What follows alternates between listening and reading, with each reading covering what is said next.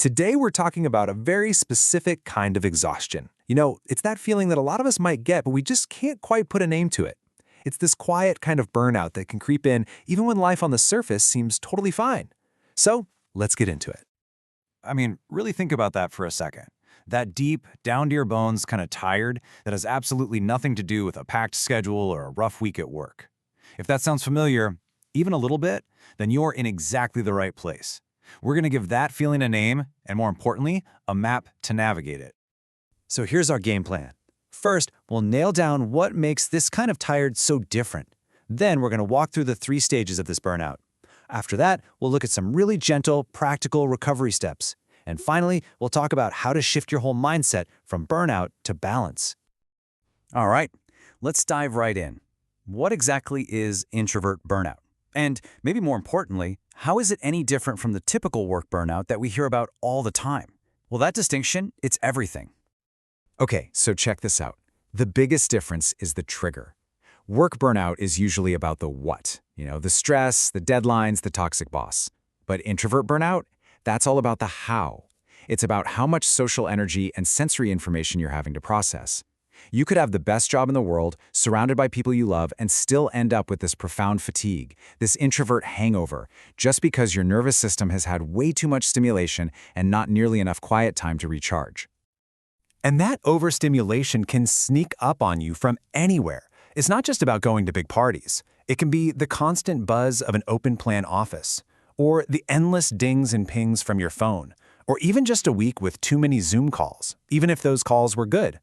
For an introvert, all these little things stack up, slowly, quietly draining that social battery until, poof, there's just nothing left in the tank. It's a lot easier to spot this kind of burnout when you think about it as a progression. So let's look at these 3 stages. And please, don't think of this as some kind of judgment. Think of it more like a map, one that can help you figure out exactly where you are right now so you can find your way back. Okay, so stage 1.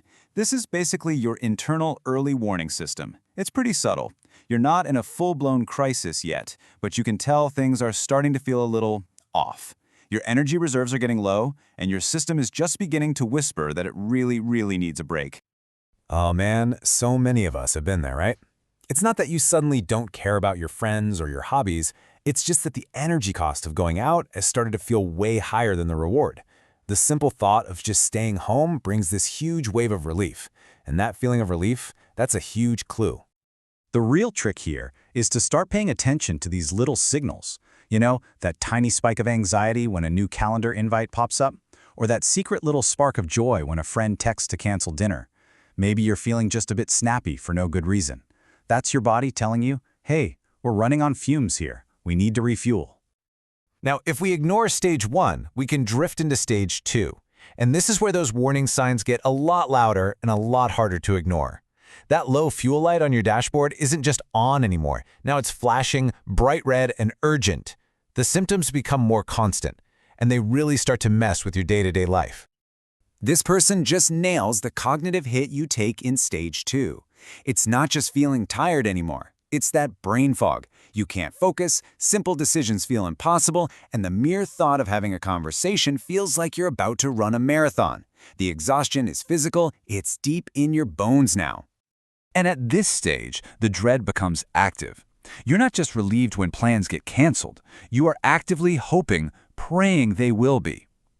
This is also where physical stuff can show up, like tension headaches or that really thick brain fog that just makes it impossible to concentrate. Your system is now in full-on conservation mode, trying to save every last drop of energy it has left. Stage 3, this is the crisis point. You've been running on empty for so long that your system just starts shutting down anything that's not essential for survival. And what's truly terrifying about this stage is that the one thing that always used to help, being alone, it stops working. And this right here, this is the awful paradox of introvert burnout. Solitude, which was always your sanctuary, your charging station, it doesn't feel restorative anymore. Instead of feeling peaceful when you're alone, you just feel empty, numb.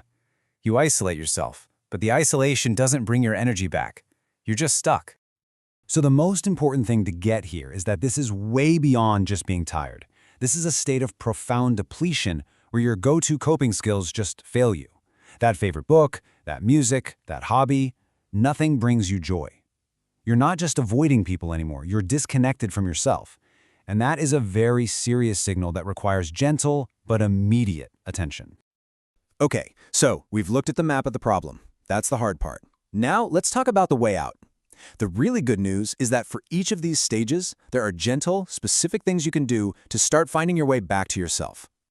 Think of this as your practical toolkit.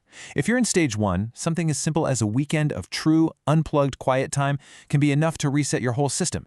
If you're in stage 2, you need a longer break, a social sabbatical. You have to give yourself permission to say no, to fiercely protect your energy. And for stage 3, the key word is gentleness. Don't try to force your way back. Start with tiny, restorative things. And please, if that numbing feeling doesn't lift, that's a sign that getting some professional support could be an incredibly kind and helpful thing to do for yourself. You know, getting over burnout isn't just about fixing a problem so you can get back to normal. It's about fundamentally changing the entire relationship you have with your own energy. Experiencing this isn't a failure. It's just a really powerful signal from your body that something needs to change. I really want you to let that sink in for a second. Your energy is a resource, not a flaw. There is absolutely nothing wrong with the way your nervous system is wired. Needing time alone to recharge is not a weakness. Your energy is a finite and precious resource, and learning to manage it isn't a chore. It's a profound act of self-respect. And probably the best way to manage it is with a practice I call energy accounting. It's actually pretty simple. Before you say yes to something, you just check your internal balance. You ask yourself, do I honestly have the energy for this? You look at your week ahead and you intentionally schedule in recharge time right after you know you have something draining coming up. This isn't about avoiding life. It's about creating a sustainable, balanced rhythm for your life. So I'll just leave you with this question. I'm not talking about a massive life overhaul. Just one small, gentle step. Maybe it's declining one meeting you know isn't essential. Maybe it's putting your phone on Do Not Disturb for just an hour tonight. Or maybe it's just quietly acknowledging to yourself, without any judgment, that you need a break. What's it going to be for you? If any part of this conversation made you feel a sense of relief or maybe a feeling of being understood, just stay with that feeling for a moment. That little bit of softness, that's your inner wisdom telling you you're on the right track. And for some more concrete guidance, I've put together a tool to help you with that very next step. Down in the description, you'll find a link to download a free burnout recovery checklist with some specific ideas for each stage. In our next explainer, we're going to look at how to know when your support system is actually working for you. Move forward whenever the timing feels right. And if you're looking for more private tools to help strengthen these skills, LifeskillsTP offers some really gentle, self-paced guides that go so well with this kind of work. Thank you for spending your time and energy with me today. Be gentle with yourself.